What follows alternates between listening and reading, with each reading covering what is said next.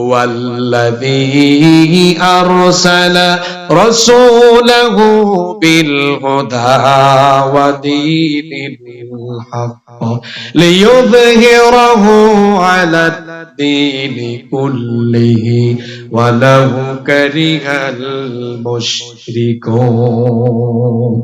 আমার দিকে তাকা। এতক্ষণ হয়েছে নরম নরম ওয়াজ, যেটা আমার দেশের এক জাতীয় হুজুররা করে, যে হুজুররা আমাকে ওই এলাকায় আসতে অনেকবার বাধা দিয়েছে। ওই হুজুররা যে মিঠা মিঠা ওয়াজ জানে, এই মিঠা মিঠা ওয়াজ আমরা জানি না। এতক্ষণ তো মিঠা মিঠা ওয়াজ করলাম, এতক্ষণ মিলাদ পড়লাম। কি পড়লাম? মিলাদ। জন্ম থেকে আলোচনা করলাম না? এখন শুরু হবে রক্তাক্ত ইসলামের ইতিহাস। যে হুজুররা আমাদেরকে বিভিন্ন এলাকায় যেতে বাধা দেয়, এরা মিলাদ পড়ে শুধু সুন্দর সুন্দর কথা বলে, কিন্তু রক্তাক্ত ইসলামের ইতিহাস মানুষকে বলে না। এতক্ষণ আপনারা সুন্দর সুন্দর কথা শুনেছেন, নরম নরম কথা। এবার শুরু হবে রক্তাক্ত ইসলামের। মনোযোগ আছে তো আপনাদের? মিলাদ পড়ছি আমি, এতক্ষণ কি পড়ছি? এতক্ষণ মিলাদ পড়ছি। মিলাদ মানে কি? জন্ম বৃত্তান্ত। এতক্ষণ আমি কি পড়লাম? কি আলোচনা করলাম? জন্ম বৃত্তান্ত। এবার শুরু হবে নবীজির দাওয়া বৃত্তান্ত।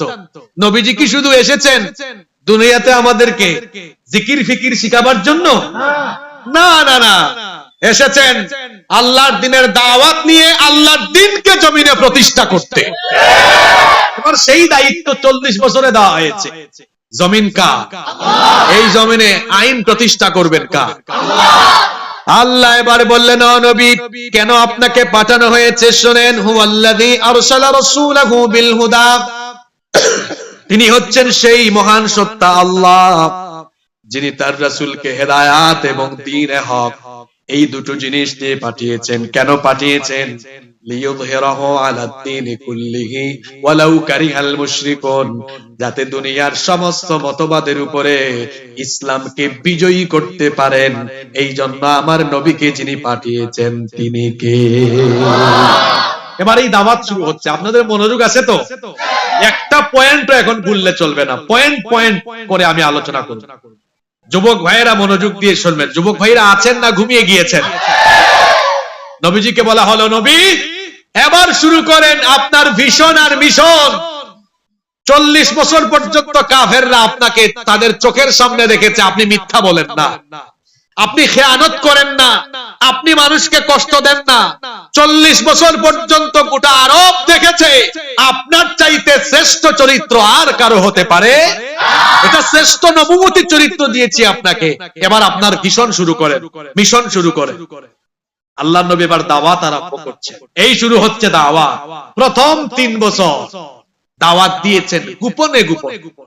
দাওয়াত দিয়েছেন কিভাবে? প্রথম 3 বছর দাওয়াত দিলেন গোপনে গোপনে। সবার আগে দাওয়াত দিলেন নিজের সবচাইতে প্রিয়, সবচাইতে কাছের যিনি, তার প্রিয়তমা স্ত্রী খাদিজা রাদিয়াল্লাহু আনহাকে। বললেন, ওগো আমার বিবি, আমাকে যে আল্লাহ নবুয়ত দিলেন, রিসালাত দিলেন, তুমি কি ঈমান আনবে না? তখন আম্মাজান খাদিজা রাদিয়াল্লাহু আনহা বললেন, কেন ঈমান আনবো না? 15 বছর ধরে আপনার সাথে আমি সংসার করি, আপনার ইনসাইড আউটসাইড সবই তো আমি দেখেছি। আপনার এই চরিত্র প্রমাণ করে এটা কোনো সাধারণ মানুষের চরিত্র হতে পারে না। এজন্য সবার আগে আমি আপনার উপর ঈমান আনলাম। আমি ঘোষণা দিয়ে দিলাম, লা ইলাহা ইল্লাল্লাহ মুহাম্মাদুর রাসূলুল্লাহ সাল্লাল্লাহু। আজকে বাসায় গিয়ে আপনার স্ত্রীকে বলবেন, ও বউ, আমি তো পীর হয়ে গেছি, তুমি মুরিদ হও। বউ বলবে, তুমি পীর না ক্ষীর, এটা আমি জানি। ক্ষীর বুঝেন তো আপনারা? ক্ষীর সিন্নি বুঝেন না? আপনি পীর না ক্ষীর এটা জানে কে? দেখেন না, ওইদিকে ফেরাউন বলেছে, আসিয়া, মিশরে তো অনেক লোক আমাকে খোদা বলে স্বীকার করে, আমি তো খোদা।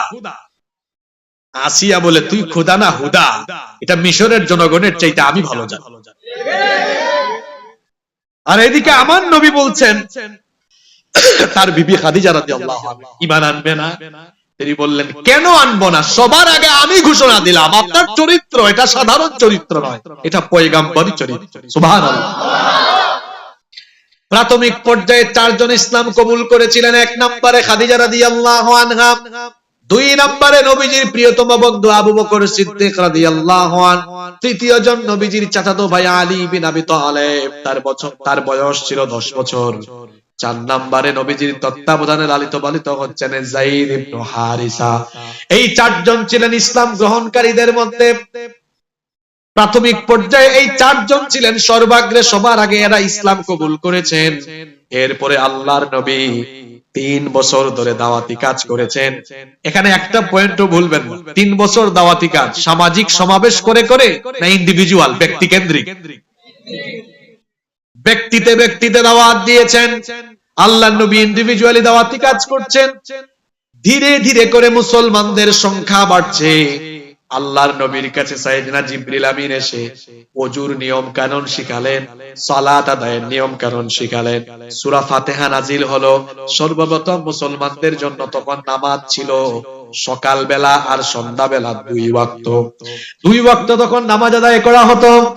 এভাবে সালাতের মাধ্যমে আর নবীজির কাছ থেকে নেওয়া তালিমের মাধ্যমে সাহাবীরা নিজেদেরকে তৈরি করছিলেন, ঈমানের পথে পরিচালিত করছিলেন। এইভাবে চলল কত বছর? আরো জোরে বলেন, কত বছর? 3 বছর শেষ। এবার আল্লাহ তার নবীর কাছে ওহী নাজিল করলেন। আল্লাহ বললেন, ওয়া আনযির আশীরাতাকাল আকরাবিন ওয়াখফিদ জানাহাকা লিমান ইত্তাবাআকা মিনাল মুমিনিন ফাইন আসাউকা ফাকুল ইন্নী বারীউম মিম্মা তা'মালুন। আল্লাহ তাআলা তার নবীকে বললেন, ওয়া আনযির আশীরাতাকাল আকরাবিন, আপনার নিকটাত্মীয়দেরকে আপনি ভয় প্রদর্শন করুন। আবার সূরা হিজরের 94 নম্বর আয়াত আল্লাহ বললেন, ফাসদা বিমা তু'মার ওয়া আ'রিদ আনিল মুশরিকিন। ও নবী, আপনাকে যা আদেশ দেওয়া হয়েছে তা প্রকাশ্যে ঘোষণা করুন। আল্লাহু আকবার। 3 বছর করেছেন কিভাবে? জোরে বলতে হবে, কিভাবে? মিঠা মিঠা ওয়াজ বহুত শুনেছেন, এবার একটু জবাব দিয়েন। 3 বছর কেমনে চললো? এবার আল্লাহ বলছেন, এবার চালাবেন কেমনে? ডিরেক্ট, একদম ডিরেক্ট হবে কথা, প্রকাশ্যে দাওয়াত দেন। আদেশ আসার পরে নবীজি কি আর গোপনে চালিয়েছেন? কি করলেন শুনেন, বুখারীর হাদিস। আল্লাহর নবী সাফা পাহাড়ে উঠলেন। হজে আর উমরায় যান না? সাফা আর মারওয়ার মধ্যে 7 চক্কর দিয়া দৌড়াদৌড়ি করে চলে আসেন। হাজী সাহেব, এই সাফা পাহাড় আমার নবীর রক্তে রঞ্জিত হয়েছেন। সেই রক্তাক্ত সাফার ইতিহাস অনেকেই জানে না। সাফা পাহাড়ে নবীজি আরোহণ করলেন। সেই যুগে আরবের লোকেরা গুরুত্বপূর্ণ কোন সংবাদ প্রচার করলে কথার শুরুতে বলতো ইয়া সাবাহা। যেমন আমরাও যখন সমাজের মধ্যে মাইকিং করি, গুরুত্বপূর্ণ কোন মাইকিং থাকলে দেখবেন আগেই বলে সাবধান, বলে না? সেই সময় আরবরা গুরুত্বপূর্ণ কোন সম্বোধন করলে, গুরুত্বপূর্ণ খবর দিলে বলতো ইয়া সাবাহা। আল্লাহর নবী সাফা পাহাড়ে আরোহণ করে যখন ইয়া সাবাহা বলে সম্বোধন করলেন, আরবের সকল গোত্রের লোকেরা সাফা পাহাড়ের চতুর্দিকে গিয়ে সমবেত হলো। আল্লাহর নবী সেই দিন সকল গোত্রের নাম ধরে ধরে ডেকে এরপরে সবাইকে বললেন, শোনো, তোমাদেরকে কেন এখানে ডেকে আনলাম? আল্লাহর নবী বললেন, আরাআইতাকুম লাউ আখবারতুকুম আন্না খাইলাম বিল ওয়াদি তুরিদু আন তুগীরা আলাইকুম আকুনতুম মুসাদ্দিকিয়া। আমি যদি তোমাদেরকে বলি এই পর্বতমালার ওই প্রান্তে শত্রুরা তোমাদেরকে আক্রমণের জন্য প্রস্তুতি নিয়েছে, তোমরা কি আমার কথা বিশ্বাস করবে নাকি? কাফিররা তখন বলেছিল, নাআম, হ্যাঁ, মা জাররাবনাকা ইল্লা সিদকা, কোনদিন সত্য ছাড়া তোমাকে মিথ্যা বলতে শুনি নাই। তুমি যদি বলো অবশ্যই বিশ্বাস করব। আল্লাহর নবী তখন বললেন, তোমরা যদি আমাকে এতটা বিশ্বাস করো তাহলে আমি তোমাদের সামনে ঘোষণা করছি, শোনো, ফা ইন্নী নাযীরুল লাকুম বাইনা ইয়াদাই আযাবুন শাদীদ। আমাকে আল্লাহ নবুয়ত এবং রিসালাত দিয়েছেন, আমি তোমাদেরকে কঠিন আযাবের ব্যাপারে সতর্ক করছি। আমার নবুয়ত এবং রিসালাতকে তোমরা মেনে নিয়ে ঈমান আনো, তখন সবাই বলেছিল মা জামাতানা ইল্লা লিহাদা, এগুলো বলার জন্য কি আমাদেরকে এখানে ডেকে নিয়ে এসেছো নাকি?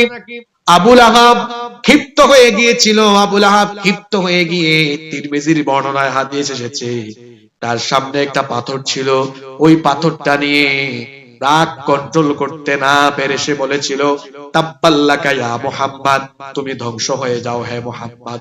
নাউজুবিল্লাহ। আল্লাহর রাসূলকে গালি দেওয়া হলে আল্লাহ কি সহ্য করবেন নাকি?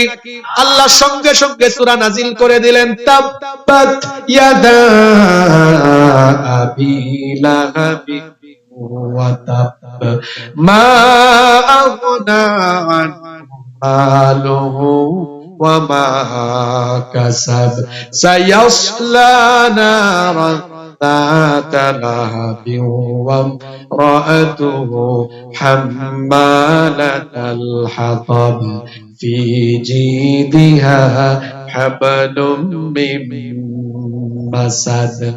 আবু লাহাব তার সামনে পাথর ছিল, সেই পাথর হাতে নিয়ে আল্লাহর নবীর দিকে ছুঁড়ে মারলো। আল্লাহর নবীর মাথা মুবারক ফেটে গেল।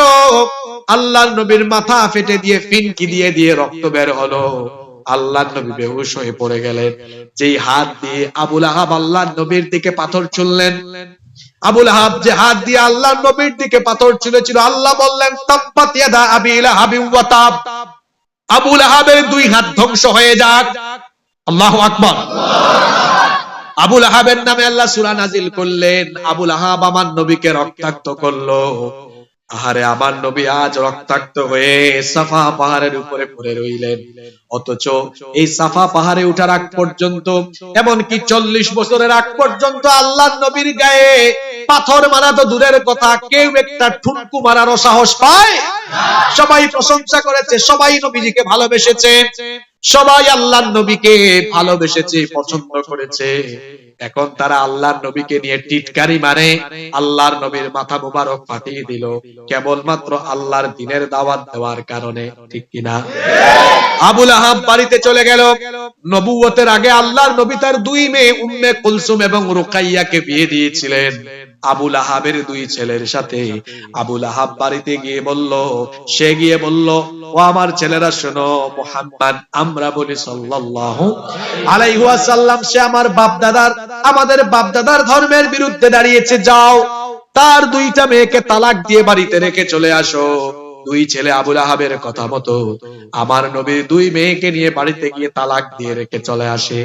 আরে ইসলাম তো এত সহজে আসে নাই, কত স্যাক্রিফাইস, ত্যাগ তিতিক্ষা আর কুরবানির বিনিময়ে ইসলাম এসেছে। আজকে শুনেন, বাড়িতে গিয়ে দেখলো আল্লাহর নবী তখনও মাথা থেকে তার রক্ত ঝরছে, রক্তগুলো বুঝতেছে।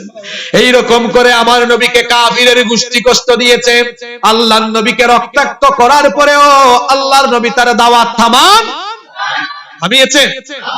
এবার কাফিরের গোষ্ঠী আল্লাহর নবীর দাওয়াত যখন থামাতে পারে না, তখন তারা নানা রকমের ষড়যন্ত্র করেছিল।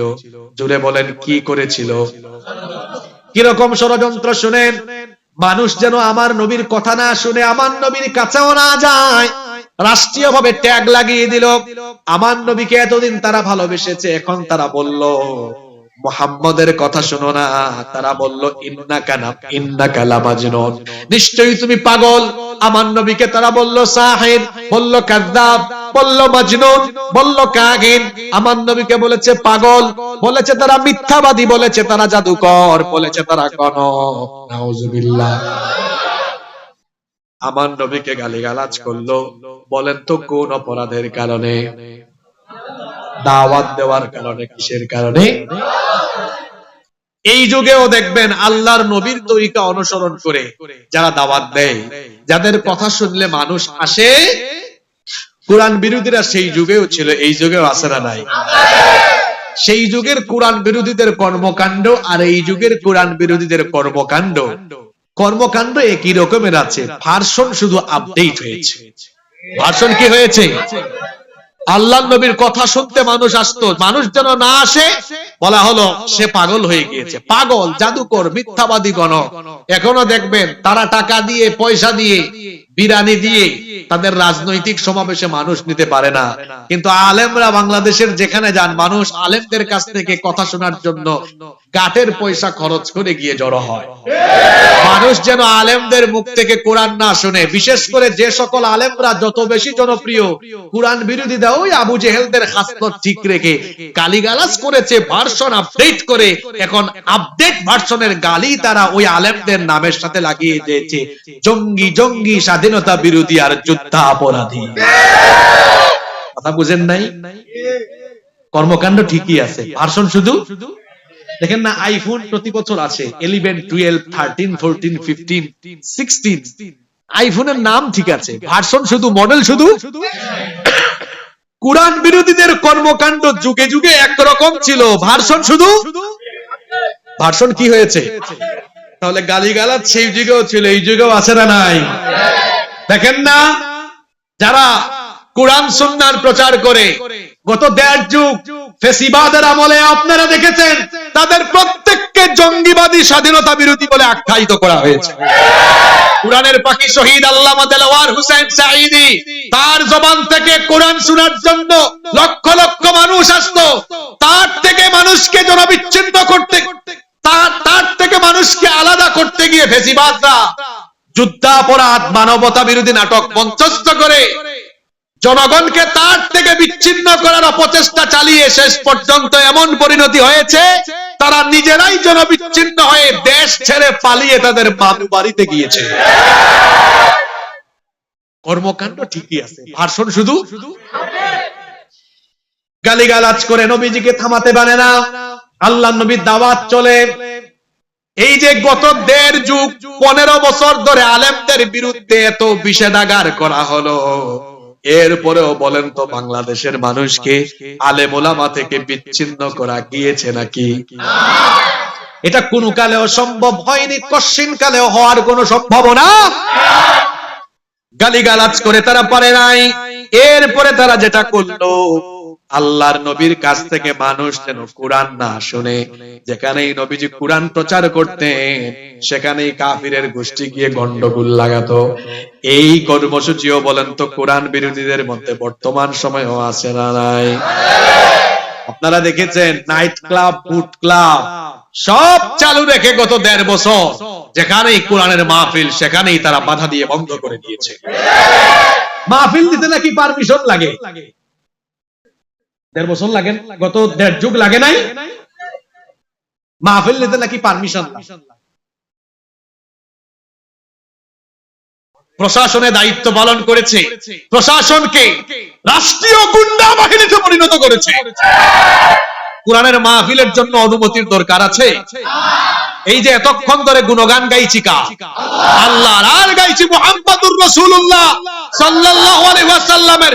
তোমাদের নেতা নেত্রীদের গুণগান গাইতে যদি, নেতা নেত্রীদের গুণগান গাইতে যদি অনুমতি নেওয়া না লাগে, আল্লাহর জমিনে আল্লাহ আর তার রাসূলের গুণগান গাইতে কার থেকে আবার পারমিশন নেওয়া লাগে?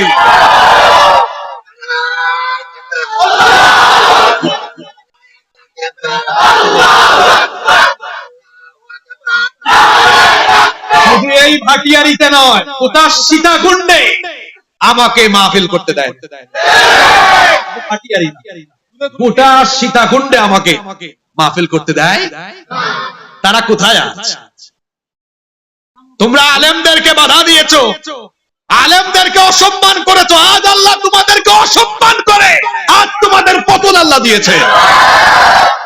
সাহস করে ঘর থেকে বের হওয়ার সুযোগ।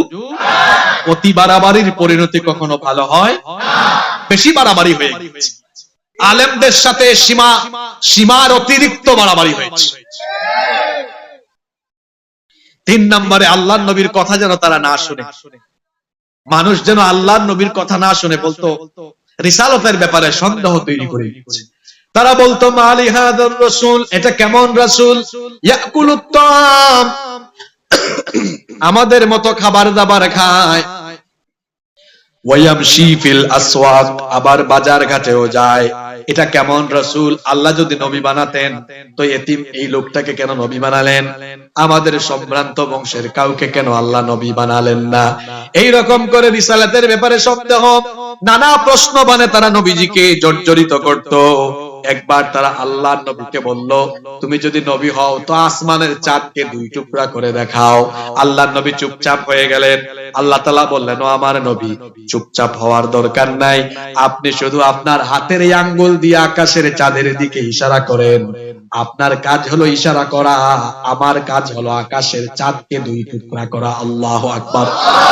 আমার নবী যখন আল্লাহর হুকুম মতো তার হাতের এই আঙ্গুলটাকে তিনি যখন আকাশের চাঁদের দিকে ইশারা করলেন, আমার নবীর হাতের ইশারায় আল্লাহর হুকুমে আসমানের চাঁদ দুই টুকরা হয়ে গেল।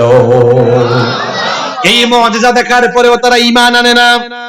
আল্লাহর নবীকে তারা গালিগালাজ করে, নানা ধরনের প্রশ্ন বানে জর্জরিত করে, নানা ধরনের সমস্যা, কোরআনের সমাবেশে কোরআন প্রচারের কাজে বাধা বিঘ্নতা বিশৃঙ্খলা লাগিয়েও আল্লাহর নবীকে তারা যখন দাওয়াতি কাজ থেকে থামাতে পারে না, কাফিরের গোষ্ঠী তখন স্বয়ং আল্লাহর নবী এবং সাহাবীদের উপরে নির্যাতন নিপীড়ন আরম্ভ করে দিল।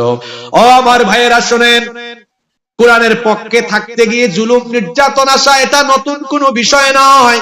যেই যুগে কোরআন নাজিল হয়েছিল সেই যুগেই কোরআনওয়ালাদের উপরে নিপীড়ন নেমে এসেছিল। আল্লাহর নবীর উপরে কাফিরের দল এত নির্যাতন করেছে।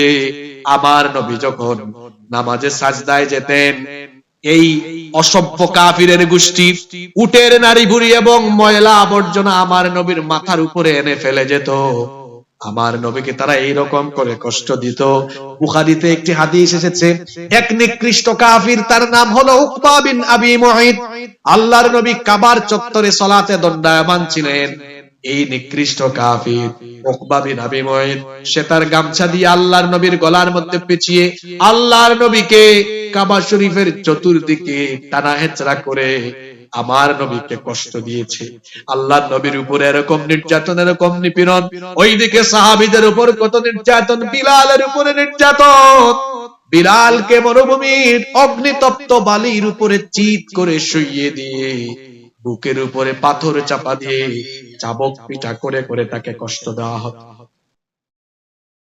উটের দড়ি দিয়ে তার গলা এবং তার হাত পায়ে বেঁধে মরুভূমির চতুর্দিকে তাকে উশৃঙ্খল যুবকদেরকে দিয়ে টানা হেচড়া করানো হতো। ওইদিকে ইয়াসিরের পুরো পরিবার একটা নির্যাতিত পরিবার। এত নির্যাতন, ইয়াসির, তার ছেলে আম্মার, ওনার স্ত্রী সুমাইয়া, এই তিনজনকে ধরে আবু জাহাল গর্ত খনন করে কখনো কোমর পর্যন্ত, কখনো বুক পর্যন্ত মাটির নিচে দাবিয়ে দিত, কখনো বা অগ্নিতপ্ত বালির উপরে চিৎ করে শুইয়ে দিয়ে চাবুক পিটা করত। নির্যাতন নিপীড়ন এরকম করে তাদের উপরে চলেছে। আবু জাহাল একবার সুমাইয়া রাদিয়াল্লাহু আনহাকে এসে বলে, সুমাইয়া, এখনো সময় আছে, মুহাম্মাদের দিন ছেড়ে দে আর লাত মানাত এবং উজ্জাকে তোর রব হিসাবে মেনে নে। তখন সুমাইয়া রাদিয়াল্লাহু আনহা বললেন, ও হে আবু জাহাল, শোন, তুই আমাকে মারপিট করে নির্যাতন করে আমার কাছ থেকে আমার জীবন কেড়ে নিতে পারবি, কিন্তু আমার ঈমান তুই আমার কাছ থেকে কেড়ে নিতে পারবি না। আবু জাহাল ক্ষিপ্ত হয়ে গিয়ে একটা বর্শা হাতে নিয়ে সুমাইয়া রাদিয়াল্লাহু আনহার লজ্জাস্থানে আঘাত করে তাকে নির্মমভাবে শহীদ করে দিল। তিনি ছিলেন ইসলামের প্রথম শহীদ। ইসলামে পুরুষের চাইতে নারীর অবদান কম না বেশি? সর্বপ্রথম ইসলাম কবুল করেছেন পুরুষ না মহিলা? ইসলামের জন্য প্রথমে জীবন দিয়েছেন পুরুষ না মহিলা? মহিলাদের অবদান ইসলামে অনেক বেশি। এই রকম করে নির্যাতন, ওইদিকে খাব্বাবের উপরে এত নির্যাতন, সাইয়েদনা খাব্বাব রাদিয়াল্লাহু আনহুর উপরে কাফিরের দল এত নির্যাতন করেছে, তাকে জ্বলন্ত কয়লার উপরে শুইয়ে দিয়েছে। ও বাবারা, ভাইয়েরা শুনেন, ঈমান আনে কোনদিন তো কয়লার উপরে আপনাদেরকে কোনো যাওয়া লাগে না। আপনাদের অবস্থা তো এখন বললে তো রাগ করে ফেলবেন। স্বৈরাচারের আমলে স্বৈরাচার জেলে ঢুকাই কিনা এই ভয়ে অনেকে ১.৫ যুগ কথাও বলেন না। রাগ করলেন নাকি? আমরা এখনো যেমন কথা বলছি আগেও কথা বলেছি আমরা, কারণ লাইফ হলো ওয়ান টাইম, লাইফ হলো আল্লাহর তরফ থেকে মরণ যেভাবেই লেখা আছে, নসিব যেভাবে মরণ লেখা সেভাবেই মরণ হবে। যদি আমার মরণ এখন থাকে, গোটা দুনিয়ার কেউ বাঁচাতে পারবে? আর মরণ না থাকলে সবাই মিলে চেষ্টা করলে আমাকে মারতে পারবে? এর নাম ঈমান। এর নাম কি? খাব্বাব রাদিয়াল্লাহু আনহুকে জ্বলন্ত কয়লার উপরে শুইয়ে কয়লার উত্তাপ যেন তার শরীরে ভালো করে লাগে, বুকের উপরে বড় পাথর চাপ দিয়ে রেখেছে। আহারে, চিন্তা করেন তো একটু, বিষয়টা উপলব্ধি করার চেষ্টা করেন। কয়লা জ্বলছে, কয়লার উপরে একটা মানুষকে শোয়ানোর পরে তার উপরে আবার পাথরটা চাপা দিয়েছে যেন নড়াচড়া করার সুযোগ না পায়। জ্বলন্ত কয়লা তার পিঠের গোশত ভেদ করে ভেতরে ঢুকে গোটা পিঠে বড় বড় গর্ত হয়েছে, রক্ত আর চর্বি গলে গলে পড়ে ওই কয়লার আগুন নিভে নিভে গিয়েছে। তার কোমরটা চিকন হয়ে গিয়েছিল, পিঠের মধ্যে বড় বড় গর্ত হয়ে গিয়েছিল। গোটা মক্কায় এই রকম করে জুলুম নির্যাতন হয়েছে। ওই যে বলছিলাম কুরআন বিরোধীদের খাসলত ঠিক আছে, ভার্সন শুধু চেঞ্জ হয়েছে। এই দেড় যুগ আপনারা দেখেছেন কোরআনের আন্দোলনে যারা সম্পৃক্ত তাদেরকেও আয়না করে নিয়ে নির্মম নির্যাতনের সম্মুখীন করা হয়েছে। আয়না ঘর মানে আবার বুঝিয়েন না, এটা এমন ঘর যে সামনে পিছনে ডানে বামে আয়না। আর আপনারা আয়না ঘরের কথা শুনছেন তো? কোরআন বিরোধীদের খাসলত ঠিক আছে, ভার্সন শুধু ভার্সন কেমনে চেঞ্জ হয়েছে। ওরা মরুভূমির উপরে চিৎ করে শুইয়ে দিয়ে পিটাতো, ওরা কয়লার উপরে চিৎ করে শুইয়ে দিয়ে পিটাতো। আর গত দেড় যুগ ধরে আমরা দেখেছি কোরআন বিরোধীরা ইসলামী আন্দোলনের কর্মীদেরকে জেলে নিয়ে হাত পায়ের নখ তুলে নিয়েছে, চক্ষু তুলে নিয়েছে, আয়না ঘরে বন্দী করে রেখেছে। খাসলত ঠিক আছে, ভার্সন শুধু চেঞ্জ না, আপডেট হইছে। কি হইছে? আবু জেহেলদের খাসলত একরকমই, স্বভাব মানসিকতা একরকমেরই। আপনি কি কষ্ট পাচ্ছেন নাকি? গোটা মক্কায় জুলুম চলছে, নির্যাতন চলছে। আল্লাহর নবী লক্ষ্য করলেন আমার দুর্বল এই সাহাবীদের উপরে অতিমাত্রায় নির্যাতন হচ্ছে। নবীজি শুনলেন আবিসিনিয়া বর্তমান ইথিওপিয়া, এটার বাদশা খ্রিস্টান রাজা নাজ্জাশী, তিনি তার রাষ্ট্রে কারো উপরে জুলুম করেন। আল্লাহর নবী দুর্বল কিছু মুসলমানদেরকে হিজরতের আদেশ দিলেন। আমরা জানি নবীজি হিজরত করেছিলেন কোথায়? মদিনায়। কিন্তু মদিনায় হিজরতের আগে মুসলমানদের ক্ষুদ্র ক্ষুদ্র দুটি দল দুইবার হিজরত করেছে হাবশায়, আবিসিনিয়ায়। কয়বার? প্রথম দল, এটা নবুয়তের ৫ম বছর, আল্লাহর নবী নবুয়তের দাওয়াত আরম্ভ করার কয় নাম্বার বছরের কাহিনী এটা? আমার দিকে তাকান, কততম বছর? ৫ বছর। মিলাদ পড়া কিন্তু শেষ, এবার দাওয়াত শুরু হয়েছে। ঠিক আছে, এরপরে যাব ওয়াফাতে। এই মিলাদ থেকে ওয়াফাত সবটাকে বলা হয় সিরাত। সবটাকে বলা হয় কি? আমাদের দেশে কিছু লোক জ্ঞানগত দৈন্যতার কারণে মিলাদ আর সিরাত নিয়ে তর্কাতর্কি করে। মিলাদ মানে জন্ম বৃত্তান্ত, সিরাত মানে জীবন বৃত্তান্ত। আপনারা বলেন তো, কারো জীবনী আলোচনা করলে জন্ম বাদ দেওয়া যায়? এই যে আজকে আপনারা সিরাত মাহফিলের আয়োজন করলেন, সিরাত মাহফিলে হুজুর এসে মিলাদ বাদ দিয়েছেন? কথা বলেন না কেন? মিলাদ বাদ দিয়েছেন। শুরু করলাম কোথার থেকে? মিলাদ থেকে, শেষ করব ওয়াফাতে গিয়ে। এই মিলাদ থেকে ওয়াফাত পুরোটাকে বলা হয় সিরাত। কথা ক্লিয়ার না ভেজাল আছে? বুঝছেন তো সবাই? তাহলে এটা নিয়ে তর্কাতর্কি করার কোনো দরকার আছে? আমরা নবীজির মিলাদ জন্ম বৃত্তান্ত আলোচনা করব, আমরা নবীজির জীবন বৃত্তান্ত আলোচনা করব, এবং নবীর সুন্নাহকে আমরা আমাদের জীবনে বাস্তবায়ন ইনশাআল্লাহ।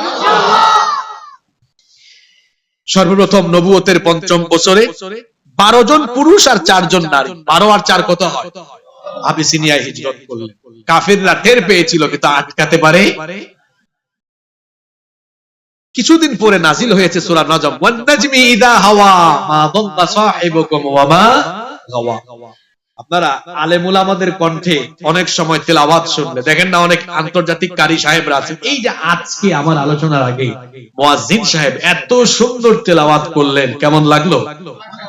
কেমন লাগলো? তাহলে বলেন তো, মুয়াজ্জিন সাহেবের তেলাওয়াতে যদি এরকম লাগে, নবীর তেলাওয়াত কেমন ছিল? আল্লাহু আকবার। মুয়াজ্জিন সাহেবের তেলাওয়াতেই অনেকে পাগল হয়ে গিয়েছেন। আর আমার নবীর কণ্ঠে যখন সূরা নজম কাফেরের গোষ্ঠী শুনেছিল, তারায়া ছিল নবীর কণ্ঠে কুরআন শুনতে শুনতে বসতে বসতে মাথা লুটাইয়া সাজদায় পড়ে গিয়েছে। এই কাহিনী শুনলো ওই আবিসিনিয়ার হিজরতকারী লোকেরা। এরা ভাবছে কাফিররা মনে হয় মুসলমান হয়ে গেছে, তারা আবিসিনিয়া ছেড়ে মক্কায় আইসা দেখে যেই লাউ সেই। কাফিরদের খাসলত এখনো ঠিক আছে। পরবর্তীতে কিছুদিন পর 82 বা 83 জন পুরুষ, 18 কিংবা 19 জন নারী দ্বিতীয় দল আবিসিনিয়ায় দ্বিতীয়বার হিজরত করলেন। যারা চলে গেলেন এদেরকে ফিরায় আনার জন্য কাফেররা প্রতিনিধি পাঠালো নাজ্জাশীর কাছে, অনেক উপহার ও উপঢৌকন। আমি তো পুরো জীবনী আলোচনা করব, এজন্য মুখতাসার করে যাচ্ছি, বিস্তারিত বলছি না। বিস্তারিত শুনতে চাইলে আমি যে মসজিদে জুমা পড়াই, সেখানে আমি নবীজির পুরো জীবনী প্রায় 20-22 পর্বে আলোচনা করেছি, ইউটিউবে আছে, সেখানে আপনারা শুনে নেবেন ইনশাআল্লাহ। আমি এখানে সবগুলো পয়েন্ট জাস্ট টাচ করে যাচ্ছি। নাজ্জাশীর কাছে গেল, মুসলমানদেরকে ফিরায় আনার চেষ্টা করলো, কিন্তু নাজ্জাশী মুসলমানদের কি ফিরাইয়া দেন?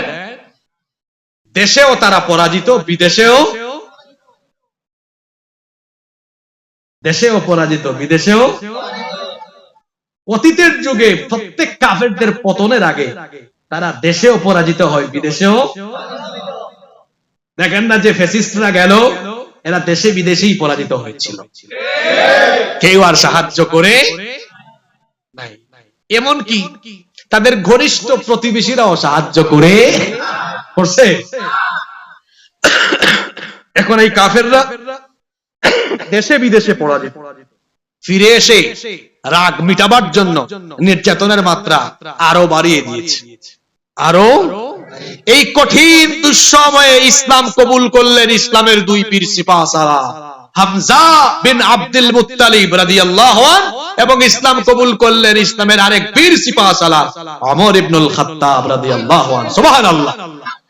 এখন ওমর কি মানুষ নরম না গরম? তিনি ইসলাম কবুল করে এসে নবীজিকে বলছেন, আলাসনা আলাল হক, আমরা কি হকের উপরে প্রতিষ্ঠিত নই? নবীজি বললেন, বালা। ওমর বললেন, তাহলে লুকাই লুকাই কেন নামাজ হবে, লুকাই লুকাই কেন দাওয়াতি কাজ হবে? যা হবে সব ওপেন হবে। আল্লাহু আকবার। ওমর রাদিয়াল্লাহু আনহু বললেন, আমাকে আপনি পারমিশন দেন, আমি আজকে কাবার চত্বরের দিকে মিছিল বের করব। নবীজি পারমিশন দিলেন। এবার মিছিলের সারি প্রস্তুত করে মিছিলের সামনের কাতারে থেকে নেতৃত্ব দিলেন ইসলামের এই দুই বীর সিপাহসালার, হামজা রাদিয়াল্লাহু আনহু এবং ওমর রাদিয়াল্লাহু আনহু। এবার স্লোগান উঠলো, তাকবীর উঠলো। মক্কার জমিনে কাবার চত্বরে প্রথমবার মিছিল হচ্ছে, নারায়ে তাকবীর। আবু জেহেল কয়, কি রে, আমার নির্বাচনী এলাকায় এরকম নতুন স্লোগান শোনা যায়, দেখো তো কারা? আবু জেহেলের চেলা চামুন্ডারা বের হয়ে দেখে, হায় হায় হায়, আমাদের মিটিং এর লোক ওই মিছিল।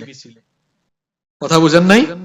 আমাদের মিটিং এর লোক এসে বলল, লিডার অবস্থা খারাপ। তো কি হয়েছে? কয়, আমাদের ওমর তো এখন ওই দলের মিছিলে।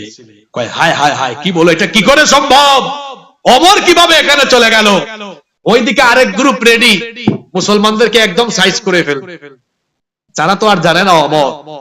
আবু জেহেল কয়, দেখছো কারবার, মরার কি খায় শুচ্ছে, আজকে যাও বের হও, আজকে ওমর, যেই ওমরের সামনে যাবা বউকে বিধবা বানাবা, নইলে তার বাচ্চাদেরকে এতিম বানাবা। বের হয়ে গিয়েছে। দেখেন না, আল্লাহু আকবার স্লোগান শুনে কাফেররা মারার জন্য বের হয়ে গিয়েছে। যে খাস তো ঠিক আছে, এখনো দেখবেন অন্য কোন মিছিলে এত হামলা হয় না। গত 1.5 যুগ আপনারা দেখেছেন আল্লাহু আকবারের স্লোগান যেখানে তাদের রাষ্ট্রীয় গুন্ডা বাহিনী পুলিশের লাঠি পিটা হয়েছে, সেখানে খাস তো ঠিক আছে। ভার্সন একটু তখন ছিল তলোয়ার, ছিল লাঠি সুতা, আর এখন AK-47। কি আজীব কারবার! স্বাধীন দেশে স্বাধীনভাবে কথাও বলা যায় না, গুলি। গত 1.5 যুগ ধরে এদেশের জনগণের টাকায় কেনা গুলি এদেশের জনগণের বুকে বিদ্ধ করে দিয়েছিল স্বৈরাচারেরা। চিন্তা করেছেন এই গুলি কার টাকায় কেনা? পুলিশের পোশাক কার টাকায় কেনা? এদের বেতন হয়, রেশন হয় কার টাকায়? আমি আবু সাঈদের কথা মনে আছে? রংপুরের আবু সাঈদ, তাকে হত্যা করার পরবর্তী জুমায় আমি ফজুমিয়া মসজিদে বলেছিলাম যে পুলিশের ভাইয়েরা যদি এই কর্মকাণ্ড বন্ধ না করেন এদেশের মানুষ বরদাস্ত করবে না, রাস্তায় নামবে। ঠিকই রাস্তায় নেমেছে এবং রাস্তায় নেমে এই ফ্যাসিজমের পতন তারা ঘটিয়েছে। মিছিল হলো। মনোযোগ আছে তো আপনাদের? 10-15 মিনিট থাকবে না মনোযোগ? দেখা গেল কাফিরদের মাথা নড়ে উঠল। হায় হায় হায়, আমাদের দলের লোক তো শক্তিশালী, ওমরকে তারা ভাগায় নিয়ে চলে গেছে। তারা বলল আর হবে না, চলেন আপোষ করে ফেলি। হাসলো, ঠিক আছে। স্বৈরাচারেরা যখন দেখে আর পারতেছে না তখন বলে দরজা খোলা আছে, চলে আসেন কথা বল। কথা বুঝেন না? ছাত্ররা বলছিল দরজা খুলেন, অসুবিধা নাই, খুলে দিয়ে আপনি দরজা দিয়ে বাইরে আসেন, বলছিল না? আবু জেহেল বলল খামাখা শক্তি দেখায় লাভ নাই, ওদিকে ওমরও চলে গেছে, চলো আমরা আপোষ করি। শুনতেছেন তো আপনারা? এসে বলল মুহাম্মদ, আমরা বলি সাল্লাল্লাহু, নিজেরা মারামারি করে লাভ নাই, চলেন আপোষ করি। নবীজি বললেন কেমন আপোষ?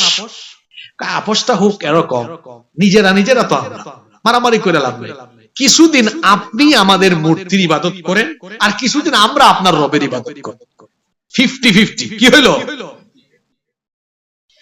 এই প্রস্তাব তারা যখন দিল, আল্লাহ একটা সূরা নাজিল করলেন। এই সূরা আপনাদের মুখস্থ আছে, আমার সাথে বলেন, কুল ইয়া আইয়ুহাল কাফিরুন লা আ'বুদু মা তা'বুদুন ওয়ালা আনতুম আবিদুনা মা আ'বুদ ওয়ালা আনা আবিদুম মা আবাদতুম ওয়ালা আনতুম আবিদুনা মা আ'বুদ লাকুম দীনুকুম ওয়ালিয়াদিন। তিনি বলেছিলেন, বুখারী শরীফে আছে, লাকুম দীনুকুম ওয়ালিয়াদিন। কথা বুঝেন না আপনারা? এটা পার্লামেন্টে বলা হয়েছিল। এটা কি বুখারীতে না কুরআনে? আবার কি অপব্যাখ্যা, কয় লাকুম দীনুকুম ওয়ালিয়াদিন, ধর্ম যার যার, উৎসব সবার। এটার অর্থ কি এই? নবীজিকে প্রস্তাব দেওয়া হয়েছে, আসেন 50-50 ভাগাভাগি করি। আল্লাহ বললেন নবী এই প্রস্তাবের জবাব দেন, আইয়ুহাল কাফিরুন, হে কাফেরেরা, লা আ'বুদু মা তা'বুদুন, আমি যার ইবাদত করি তোমরা তার ইবাদত করো না, আবার তোমরা যার ইবাদত করো আমিও তার ইবাদতকারী নই। লাকুম দীনুকুম ওয়ালিয়াদিন, তোমাদের দিন তোমাদের, আমাদের দিন। আবু জাহেল কয় দেখছো কারবা, এত সুন্দর আপোষ প্রস্তাব দিলাম, মানে এই কর্মসূচিও ঠিক, ভাষণ শুধু। আপনাদের কি মনে হয় কোরআনের পাখি শহীদ আল্লামা দেলওয়ার হোসেন সাঈদী তিনি মানবতা বিরোধী যুদ্ধাপরাধী কোন কর্মকাণ্ডে জড়িত ছিলেন? শয়তান বিশ্বাস করবে? শুকরঞ্জন বালি নাম শুনছেন না আপনারা? আমি সাঈদী সাহেবের জানাজায় গিয়েছিলাম, আলেমদের মধ্যে সবার আগে মাঠে আমি হাজির হয়েছিলাম। সেখানে শুকরঞ্জন বালির সাথে সাক্ষাৎ হয়েছে। সেই শুকরঞ্জন বালি রাষ্ট্রপক্ষের সাক্ষী, যে কিনা সাঈদী সাহেবের জানাজায় এসে চিৎকার করে বলেছে তিনি সম্পূর্ণ নির্দোষ।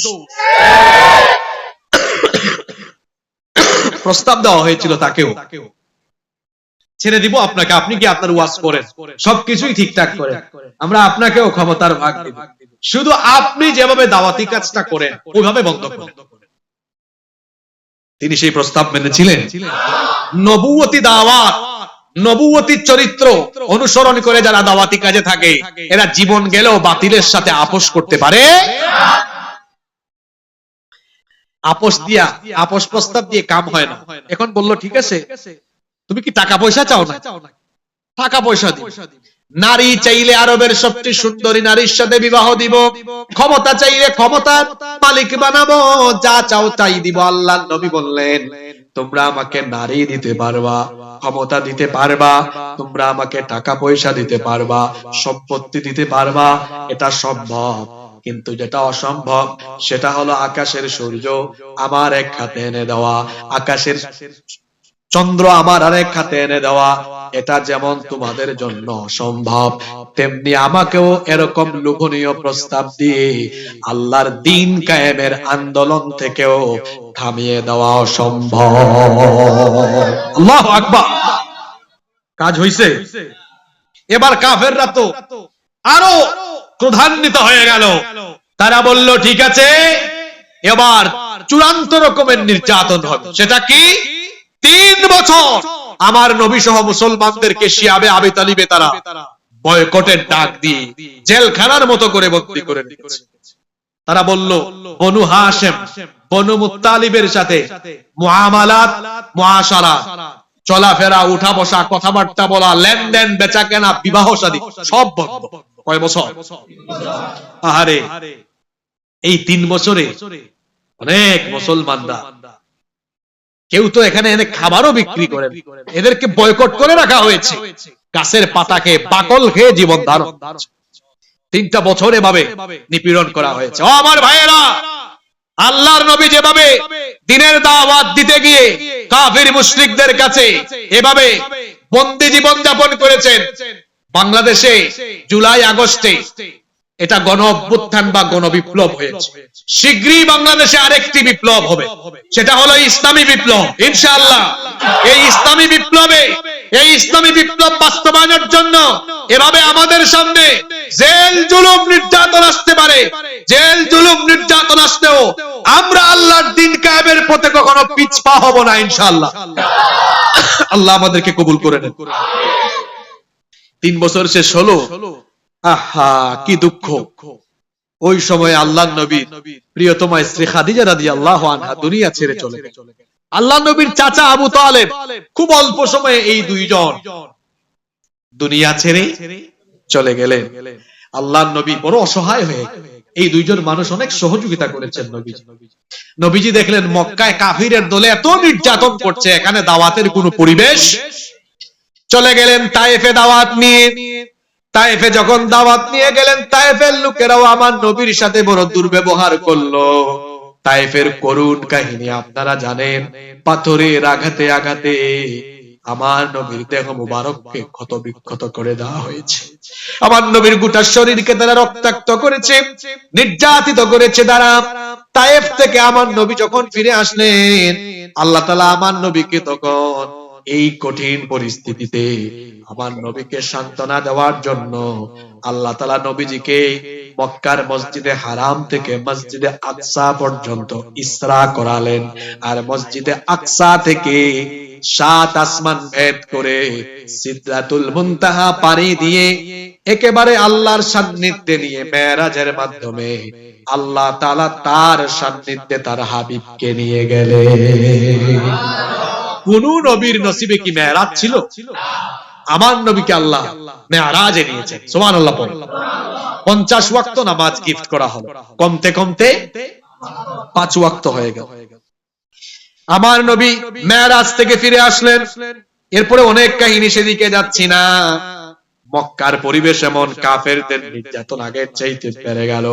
ওইদিকে মদিনার 2টা নামি দামি গোত্র আউস এবং খাজরাজ হজ করতে বিভিন্ন অঞ্চল থেকে লোকেরা আসলো। নবীজি খাজরাজ গোত্রের 6 জনকে দাওয়াত দিলেন। জুড়ে বলেন কয়জন? আমরা কিন্তু শেষের দিকে চলে আসছি, শেষ ভালো যা সব ভালো। খাজরাজ গোত্রের 6 জনকে দাওয়াত দিলেন। এই 6 জন মুসলমান হয়ে গেলেন। আল্লাহর নবী বললেন, যাও মদিনায় গিয়ে দাওয়াত দাও। এই 6 জন দাওয়াত দিলেন। 1 বছরের দাওয়াতের সুফল হিসাবে তারা নতুন করে 7 জনকে মুসলমান বানালেন। সুবহানাল্লাহ। পরবর্তী বছর এই 6 জনের একজন আসতে পারেন নাই, বাকি 5 জন ওই 7 জনকে নিয়ে আসছেন। তাইলে 7 আর 5 হইল কত? এই 12 জন আসলেন। আকাবা নামক স্থানে বায়াত নিলেন। এটাকে বলা হয় আল বাইআতুল আকাবাতুল উলা, আকাবার প্রথম শপথ, সংখ্যা ছিল 12 জন। জোরে বলেন কয়জন?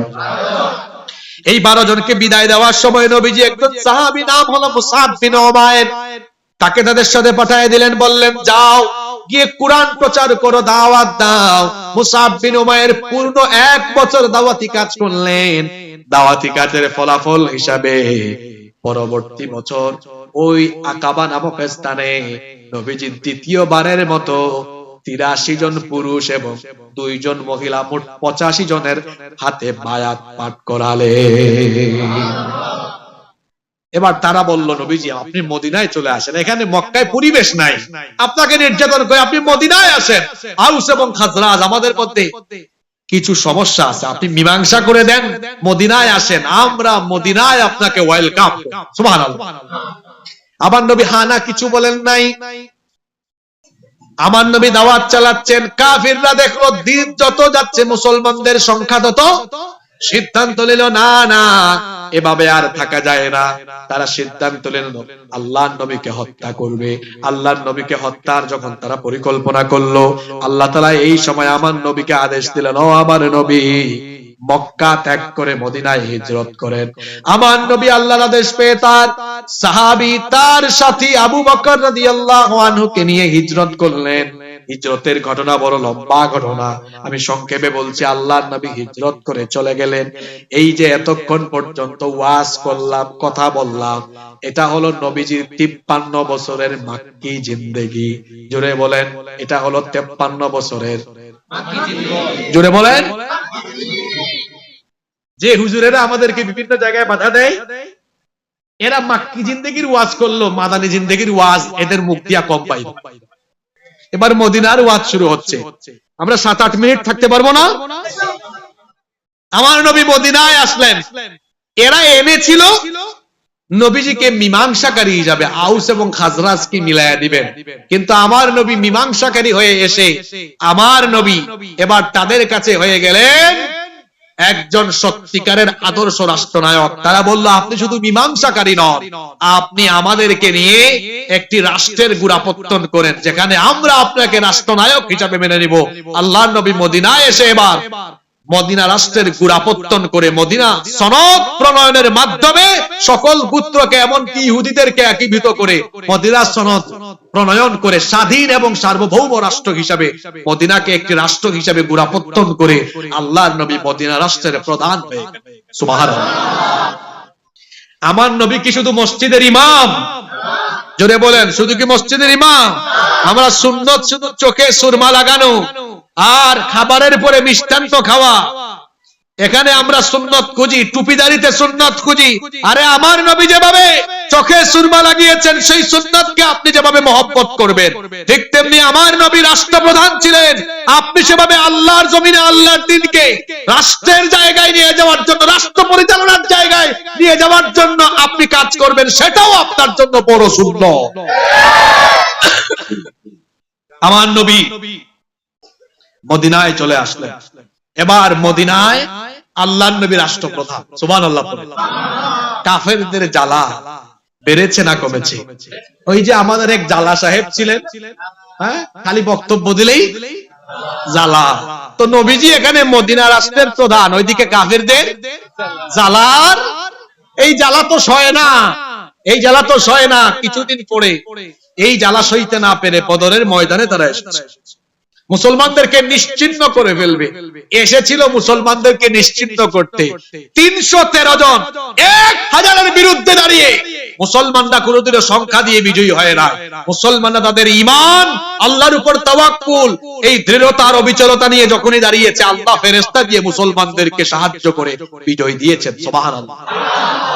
1000-এর কাফিরের দল পিটা খাইয়া বদরের ময়দান থেকে ওইদিকে বড়টার নাম কি, ওইটা এখানে, ওইটারে আবার মারছে। বড় কোনো যোদ্ধা না। যদি ওমর রাদিয়াল্লাহু আনহু তারেক জাহান্নামে পাঠাতেন, মানা যেত, এটা মানে বিষয়টা একটু মানানসই হতো। কিন্তু এই আবু জেহেলের মতো বড় শয়তানকে জাহান্নামে পাঠিয়েছে। 2 কিশোর, 2 তরুণ ও আমার যুবক ভাইয়েরা শুনে, আপনাদের মতো দুই তরুণ মাআদ এবং মুআওয়াজ, এই দুইজন তাকে পাঠিয়ে। আসলে স্বৈরাচারেরা, পৃথিবীর সকল স্বৈরাচারদের পতন হয়েছে দুর্বল জিনিস দিয়ে, ছোট জিনিস দিয়ে। যেমন নমরুদের বাহিনী, আল্লাহ তার সৈন্যবাহিনীকে মেরেছেন সুস্থ মশা দিয়ে, আর নমরুদকে মেরেছেন অসুস্থ প্রতিবন্ধী ল্যাংড়া মশা দিয়ে। নমরুদের পতন হয়েছে বড় কোন জিনিস দিয়ে না ছোট জিনিস দিয়ে? মশা। ফেরাউন লোহিত সাগরে পানি দিয়ে, আবু জেহেল ওই দুই তরুণ দিয়ে। যে স্বৈরাচার আমাদের দেশ থেকে গেল, এই স্বৈরাচার নিজের ক্ষমতাকে কুক্ষিগত করার জন্য গোটা রাষ্ট্রীয় সকল বাহিনীকে তাদের পেটুয়া বাহিনী আর গুন্ডা বাহিনীতে পরিণত করেছে। মিডিয়াকে হলুদ বানিয়ে দিয়েছে, ভেবেছে কে আর আমাদেরকে ঠেকা। তারা কি আর জানতো এই ছোট ছোট স্কুল কলেজের ছেলেরা অভ্যুত্থান ঘটিয়ে এরা যে আবাবিল হিসাবে অবতীর্ণ হয়ে তাদেরকে তাদের মামু বাড়িতে পাঠাবে, এটা কোশ্চিন কালেও তারা ভাবে না। এই বদরের কথা বলছিলাম, আবু জাহাল বড় বড় কাফির নেতারা মারা গেল। পরবর্তী বছর প্রতিশোধ নিতে তারা উহুদে এসেছিল। উহুদে এসেও উহুদ যুদ্ধের প্রথম পর্যায়ে মুসলমানরা তাদেরকে পরাস্ত করেছিল, কিন্তু কিছু তীরন্দাজকে নবীজি দায়িত্ব দিয়েছিলেন। এদের গাফলতির কারণে মুসলমানরা আবার বিপর্যস্ত হয়ে যায়, এই যুদ্ধ অমীমাংসিত থেকে যায়। এরপরে কাফিররা খন্দকে এসেছিল, মুসলমানরা খন্দকেও তাদেরকে শায়েস্তা করেছে।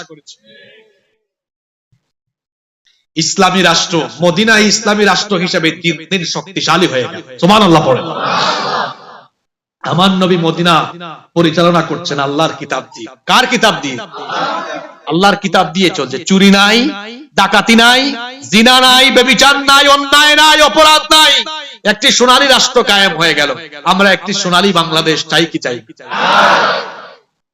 এই সোনালী বাংলাদেশ, সমৃদ্ধ বাংলাদেশ বানানোর জন্য গত 54 বছর, স্বাধীনতার পর থেকে 54 বছর ধরে বহু ব্যক্তি, বহু দল বলেছেন আমরা সমৃদ্ধ বাংলাদেশ বানায় ফেলবো।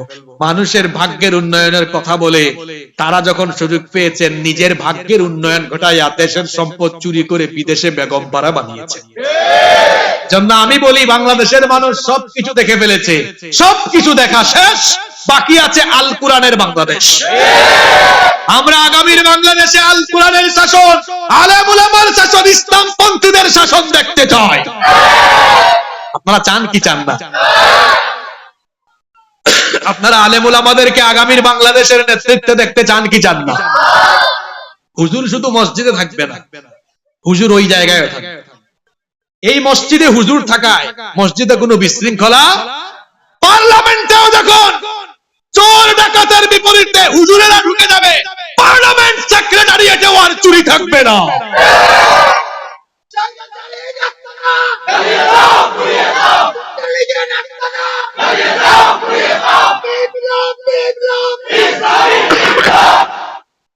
মদিনায় ইসলামী রাষ্ট্র শক্তিশালী হচ্ছে, কাফিরদের জ্বালাপুরা, ওই যে জ্বালা, এদিকে জ্বালা মিঠাই দিছে মুসলমানরা, ওইদিকে ইহুদিদের জ্বালা। এখন ইহুদিদেরকে নবীজি পরবর্তীতে মদিনা থেকে বিতাড়ন করেছে। আল্লাহর নবীর স্বপ্নে দেখলেন তিনি মাথা মুন্ডন করছেন। মাথা মুন্ডন এটা কোন ইবাদতের কাজ? হজ এবং উমরা। নবীজি সাহাবীদেরকে বললেন আমরা উমরা করতে যাব। 1400 সাহাবী নিয়ে নবীজি রওনা করলেন। হুদাইবিয়া নামক জায়গায় কাফেররা বাধা দিল। অবশেষে সেখানে একটি চুক্তি সম্পন্ন হলো, যেটা ইসলামের ইতিহাসে সিলহুল হুদাইবিয়া বা হুদাইবিয়ার সন্ধি বা হুদাইবিয়ার চুক্তি হিসাবে অভিহিত। সেখানে চুক্তি হলো এই বছর মুসলমানরা উমরা না করে চলে যাবে, পরবর্তী বছর আসবে, এবং তাদের মধ্যকার যুদ্ধ বিরতি, তাদের মধ্যে কোন ধরনের হানাহানি মারামারি যুদ্ধ আর হবে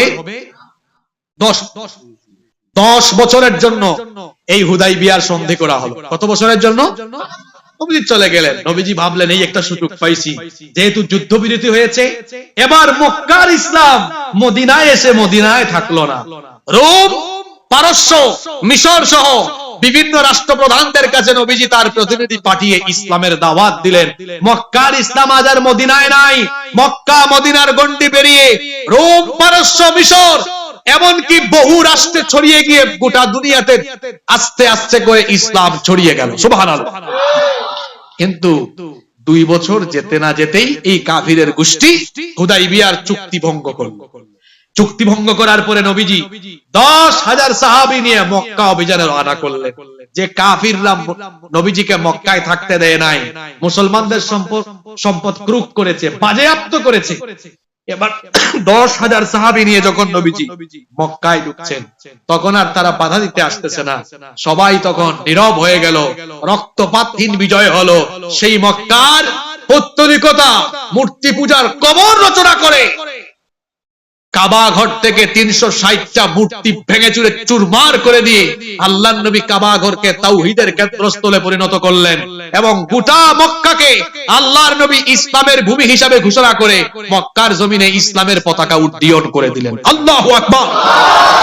যে মক্কায় কাফিররা মুসলমানদের রক্ত ঝরিয়েছে, আপনারা আমাকে বলেন, আমরা যখন চাষাবাদ করি, হাল চাষের পরে আমাদের সিলেটে এটাকে বলে, ওই যে ধান যে লাগায় এটাকে রুয়া বলে, আপনারা কি বলে? রুয়া বলেন না? রুয়া লাগানোর পরে কি দেওয়া লাগে? পানি। সারার আগে পানি দেওয়া লাগে না? তাহলে পানি ঢাললে ফলন ভালো হয় না খারাপ হয়? মাটিতে পানি ঢাললে যেমন ফলন ভালো হয়, তেমনি যে মাটিতে ইসলামের জন্য রক্ত পড়ে ওই মাটিও ইসলাম বিজয়ের জন্য উর্বর হয়ে যায়। সুবহানাল্লাহ। এই বাংলাদেশে ইসলাম কায়েমের জন্য আলেম উলামারা রক্ত দিয়েছেন। এই বাংলাদেশে আল্লাহর দ্বীন কায়েমের জন্য ইসলামী আন্দোলনের অসংখ্য ভাইয়েরা রক্ত দিয়েছেন। এই মাটি শহীদদের রক্তে সিক্ত হয়েছে। তার মানে এই দেশের মাটিতে মানব রচিত মতবাদের কবর হয়ে একদিন এখানে ইসলাম বিজয়ী হবে ইনশাআল্লাহ। কেউ এটা ঠেকাতে পারবে না, পারবে না, পারবে না। এই দেশে ইসলামপন্থীদের রক্ত ঝরে নাই, রক্ত ঝরেছে।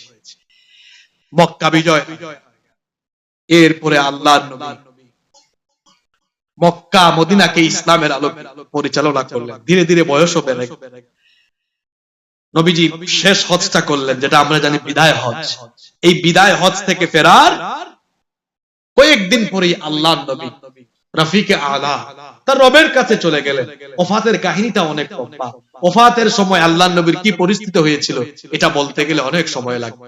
এই যে মিলাদ পড়লাম, তারপরে দাওয়াত পড়লাম, এরপরে মদিনার জীবন পড়লাম, এই মিলাদ থেকে ওফাত পর্যন্ত এতক্ষণ যা আলোচনা করলাম এটাকে বলে কি? আজকের মাহফিলটা কি? তাহলে এখানে আমরা মিলাদ বাদ দিলাম? জোরে বলেন, মিলাদ বাদ দিলাম? এই ফৌজদার হাটে ভাটিয়ারিতে মিলাদ আর সিরাত নিয়ে আর আপনারা গন্ডগোল করবেন? আমাদের মিলাদেরও দরকার, সিরাতেরও দরকার আছে না? আমরা খামাখা নিজেদের মধ্যে গন্ডগোল বাঁধাবো না, ঝামেলা সৃষ্টি করব। তবে কিছু ভাইয়েরা আছে মিলাদের নাম করে এরপরে রাসূল করিম সাল্লাল্লাহু আলাইহি ওয়াসাল্লামের নবুয়তের পরে ওই যে মক্কার 13 আর 10 এই 23 বছরের জীবনের কোনো আলোচনা নাই, খালি হালুয়া আর মিষ্টির আলোচনা আছে না? ওই যে নবীজির জন্মের সময় কি হলো, হালিমার ঘরে কি হলো, এই ওয়াজ কি আজকে আমি করি নাই? এই ওয়াজ যেমন শোনানোর দরকার, তেমনি রক্তাক্ত ইসলামের ইতিহাস মানুষকে জানানো দরকার। এই পুরো আলোচনা থেকে আমরা কি শিখলাম? আমরা যেটা শিখলাম, আমরা যেটা শিক্ষা পেলাম, নাম্বার 1, 1 নাম্বার, আমার নবী ছিলেন আদর্শের দিক থেকে, নৈতিকতার দিক থেকে সুমহান আদর্শের উপরে প্রতিষ্ঠিত। আমার নবীর কাফেররা আমার নবীর দাওয়াতের বিরোধিতা করলেও চরিত্র নিয়ে কোনোদিন আজে বাজে কথা বলতে পারে। তাহলে 1 নাম্বার শিক্ষা হলো, আমরা আজকেই সিদ্ধান্ত নিব আমাদের চরিত্রকে আমরা গঠন করব আমাদের নবীর মতো ইনশাআল্লাহ। একটা হলো সুরত আর একটা হলো সিরাত। নবীজির সুরতকে অনুকরণ করা একেবারে নবীজির সুরতের মতো কি করা যায় না, এটাকে অনুসরণ করা যায় না। কারণ নবীর মতো কি চাইলেও হওয়া যায়? আমার নবীকে তো আল্লাহ দুনিয়ার সব সৌন্দর্য দিয়ে বানিয়েছে, কিন্তু সিরাত যেটা, এটাকে অনুসরণ করা যায়। তাহলে আমরা আমাদের চরিত্রকে বানাবো আমাদের নবীর মতো ইনশাআল্লাহ। নাম্বার 2 নাম্বার, দাওয়াতি ময়দানে বাধা আসবে, বিপত্তি আসবে। বাধা বিপত্তি মারিয়ে রক্ত পিচ্ছিল পথে সীসা ঢালা প্রাচীরের মতো ঐক্যবদ্ধ হয়ে আল্লাহর দ্বীনের পথে অবিচল থাকতে হবে ইনশাআল্লাহ। 3 নাম্বার শিক্ষা, আল্লাহর নবী শুধু আমাদেরকে নামাজ রোজা শেখাইতে আসেন না, নামাজের দাওয়াত, রোজার দাওয়াত, যাকাতের দাওয়াত, হজের দাওয়াত দেওয়ার পাশাপাশি আল্লাহর নবী দাওয়াত দিয়েছেন জমিনটা যার আইনে চলবে, এবং সেটা বাস্তবায়ন করে 10 বছর নবীজি মদিনার রাষ্ট্রকে আল্লাহর আইনের ভিত্তিতে পরিচালনা করেছেন। সুতরাং আমরা যারা আছি, আমরা যারা নবীজিকে মহব্বত করি, ভালোবাসি, আমরা প্রত্যেককে সিদ্ধান্ত নিব যতদিন আমরা বেঁচে থাকব আল্লাহর নবীর এই সুন্নাহকে বাস্তবায়নের জন্য আমরা আমাদের জান মাল বাজি রেখে আল্লাহর জমিনে আল্লাহর দ্বীন কায়েমের জন্য আমরা অটল থাকব, অবিচল থাকব। আল্লাহর দ্বীন কায়েমের আন্দোলনে আমরা সবাই শামিল হয়ে যাব ইনশাআল্লাহ। আল্লাহ তাআলা আমাদেরকে এই কথাগুলো মানার এবং বুঝার তৌফিক দান করেন। মাহফিল কমিটির সভাপতি সাহেবের বক্তব্য থাকলে আমরা শুনবো, না থাকলে আমরা মোনাজাতের দিকে চলে যাব ইনশাআল্লাহ। জি জি, সভাপতি